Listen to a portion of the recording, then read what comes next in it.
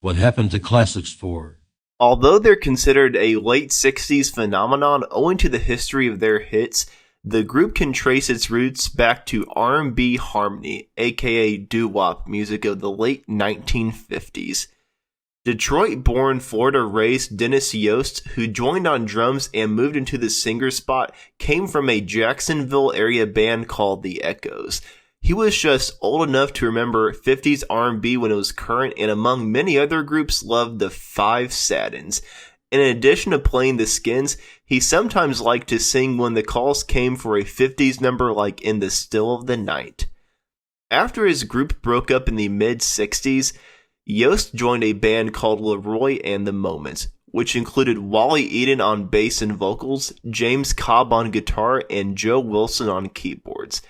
His arrival, along with the changing times, also signaled a change in the group's name, as there was no Leroy that could go and the Moments was already taken, so taking their lead from Yost's classic model drum kit, they became the Classics.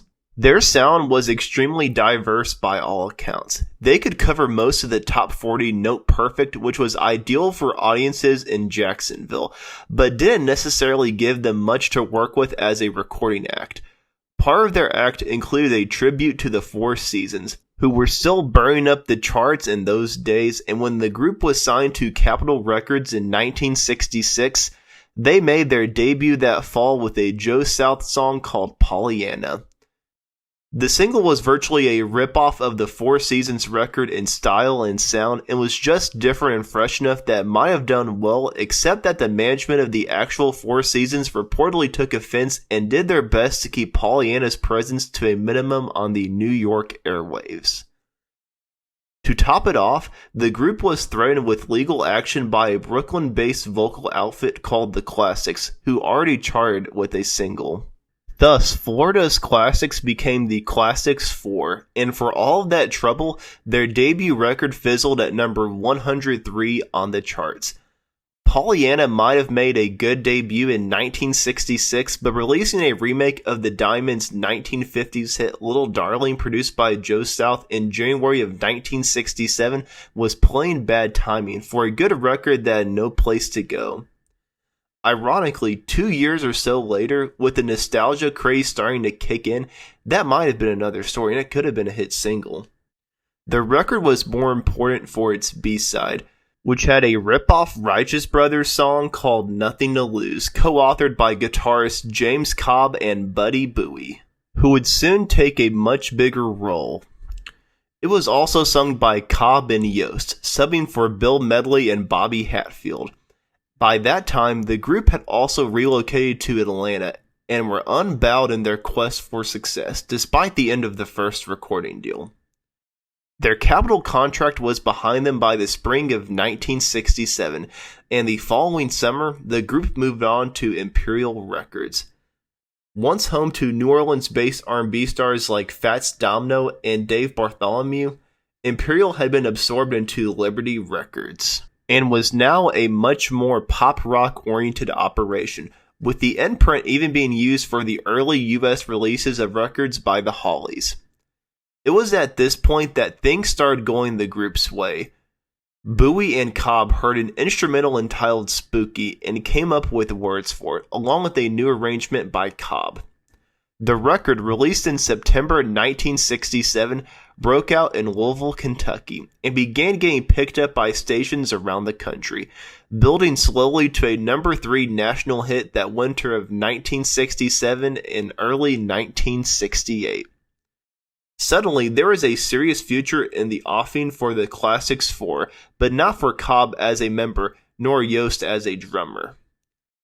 The sudden infusion of royalty money on the shared copyright of Spooky eliminated the need for Cobb to remain as the group's guitarist, and suddenly Yost's position behind the kit on what was now a very heavy national touring schedule became untenable. Cobb kept writing, and sometimes during the group's arrangement with Bowie, alternating with original arranger Emery Gordy, but he gave up playing on stage with the band, preferring the less draining life of a session guitarist, and was replaced in the lineup by Auburn Burrell. Meanwhile, Yost stepped up to the microphone full-time while Kim Venable took over on the drums. They were no longer strictly speaking the Classics 4, but that hardly mattered, as the band's lineup situation quickly got a lot more complicated. As they were now a national-level act with an audience across a continent, it was decided by Bowie and Imperial that there was no reason to limit themselves to the talent, fine as they might have been, of the actual members when it came to the sounds on their records.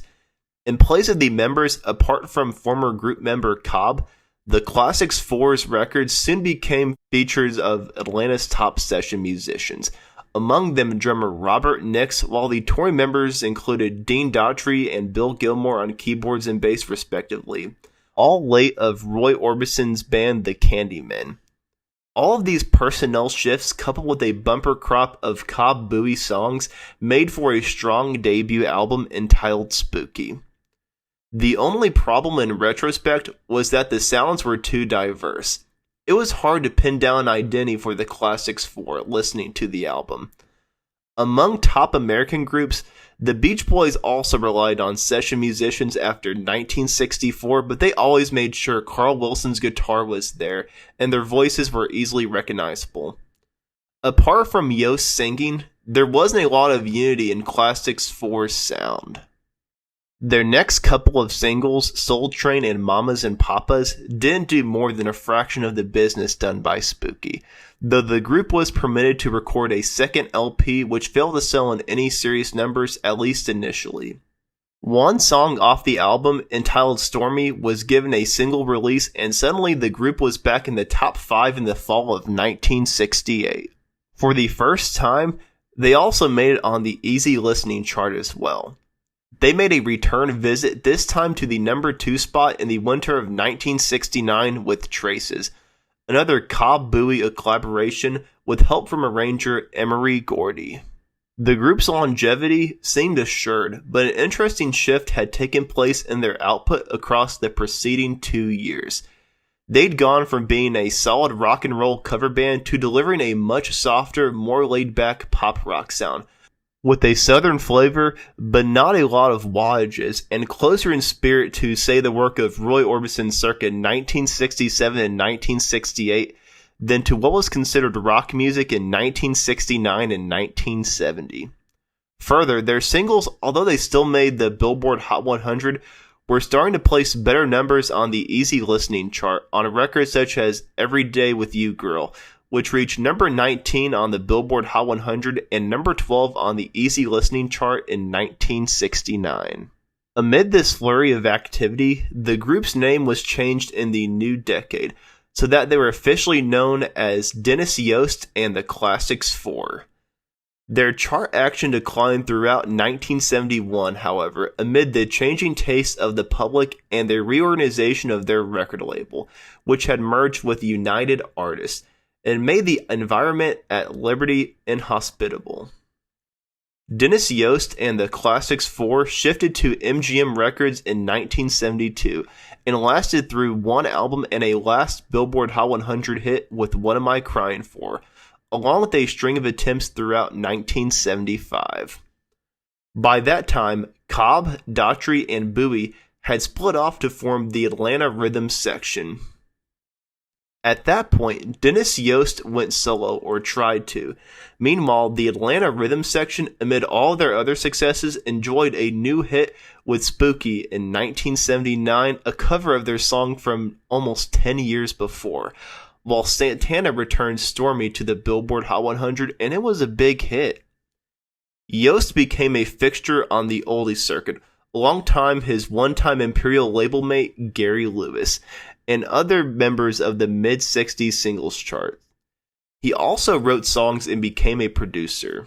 After securing the rights to the group's name, he continued to perform into the early 21st century. On July 11, 2006, Yost fell down a flight of stairs and suffered serious brain trauma. On December 7, 2008, a couple years later, coinciding with the 40th anniversary of the entrance of Stormy into the Billboard Hot 100 Top 10, Yost died from respiratory failure at the age of 65. Although this person was never an official member, Bowie died on July 18, 2015 after suffering a heart attack. Cobb died of a heart attack on May 4, 2019 in Covington, Georgia. Keyboard player Dean Daughtry died on January 26, 2023 in Huntsville, Alabama at the age of 76. And that's what happened to the Classics 4. Thanks for watching, like and subscribe if you haven't already, and let me know, give me some facts about the band that I failed to mention, and let me know who I should do next on the channel. Thanks again for watching, I'll see you in the next video.